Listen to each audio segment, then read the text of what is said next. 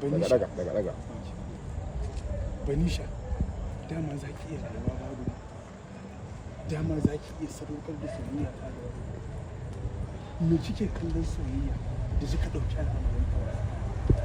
Dan al'amari dole babu tilasta. Dole ne ka kuma ka yi haƙuri a matsayinka na musulmi. Khalifa, idan al'amari ya zama dole to wajibi ne ka karba, sannan ka karba a matsayinka na musulmi. Mun taso da burin rayuwa iri-iri amma mun samu wani burin mun kuma rasa wani saboda wani ba alheri bane a tare da mu. Mun taso da burin rayuwa iri-iri amma dole ne mu haƙura saboda ba burin mu bane. Mun samu wasu kuma mun rasa wasu. Domin farin ciki na me yasa ba zan ɗaukar daren rashin ka a karo na farko ba? Domin farin ciki na me yasa ba zan ɗauki ƙaddarar rabuwa da kai ba a kashi na farko a rayuwata?